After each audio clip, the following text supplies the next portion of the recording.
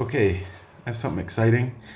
I'm redoing a future set to come out, reskinning it as Zelda characters. So I have Ganondorf, Skull Kid, which I gotta fix, and Zelda, which I gotta fix. I have Link, which I gotta fix, and Linkle, which I gotta not fix.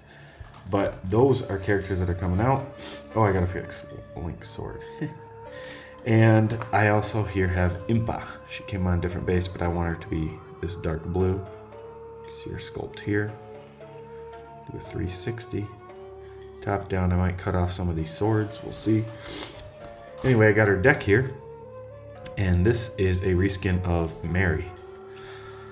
Bloody Mary. Now, some of you may know that I've already reskinned her as Cerberus, right? But I have another plan and project that involves Cerberus. So I probably am just going to get rid of, or not get rid of, but use the Cerberus for that particular project. Cerberus is cool looking though. A really good idea with the 3 and 3, right? But I wanted Impa because it goes well with the rest of my Zelda set that will come out. And Nintendo doesn't work well with others and doesn't really lend their IPs out, so I think it's also a good idea for that. So here's Impa as a reskin of Mary, Bloody Mary. So move of 3 at the start of your turn. If you have exactly 3 cards in your hand, gain 1 action, 16 health melee. Obviously, we know that if you know if you know Mary at all. Okay, taking a look at her deck. There's her card back. It's just like the Sheikah symbol because she's a Sheikah. Here's her feint, and this was such a tough one. There's not much art for Impa. There's 2 copies of feint, right? So you can see right here the Yor goes over top of the sword, which is kind of cool, and it's kind of a cool feint. So I designed that one myself. So there's feint. And then we have the double attack, which is the Kodachi blade, and then the hidden kunai. And so this is the double attack that she has in there. You can see it's kind of cool. It's kind of got like a beam going through it. I don't know, cool to me. And there's the 3 copies of that. This is the first time I'm going through the deck too. So if there's any misprints, I'll have to get them redone with the 4 character set that's coming out.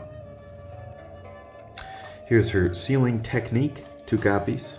Look at your opponent's hand and choose a card.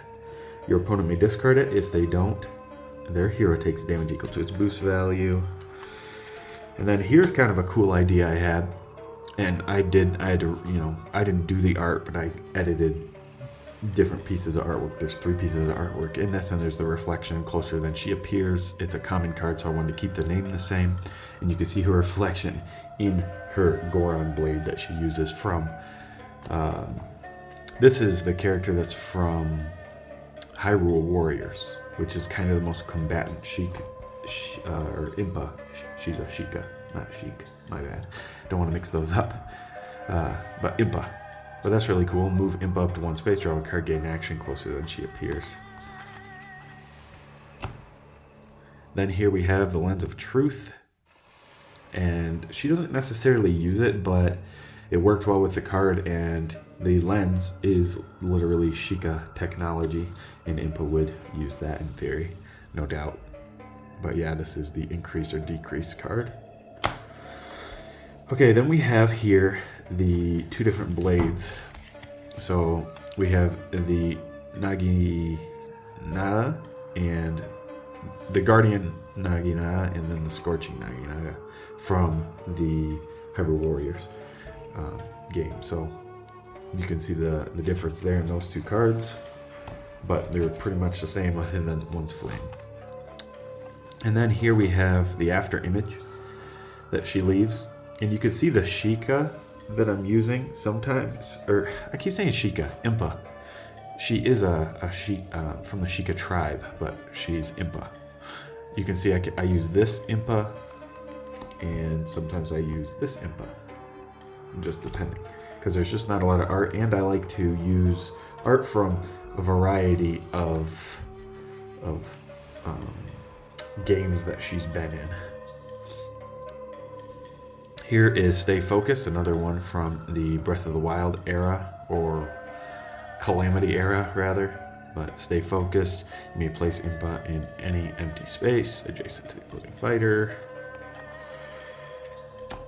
And then the big Goron sword, that's the one I was talking about. That's the one she uses in the game. But this is the one that becomes the 7 value if it's your third action. And of course 2 copies of that. Then here we have Silent Step. I don't know if you can see it. You see her up there on top of the building. This is the Impa from, it's very hard to see on camera, but that's the Impa, the silhouette of the Hyrule Warriors Impa. And then the building is from the Breath of the Wild, Tears of the Kingdom era. And then here we are again with another one from Hyrule Warriors, Last of the Sheikah. And this is the one that turns to a 6. And then this is the Ocarina of Time. I think it's the only other version of Impa I have in this deck, yeah. So we have Evade, which is just draw a card, and she is evading. She's like taking Princess Zelda and getting out of the castle, like she did in Ocarina of Time. So that is Impa. Go ahead and leave your comments below and tell me what you think of her. But I think she's going to fit in super nicely. I think her ability works well with, who she is, kind of sneaky-like, very silent, very ninja-esque character. Tell me what you think of her, and if you think she's going to go well. I think she's going to go well with the future Zelda set that I have coming out. That is a reskin of another set.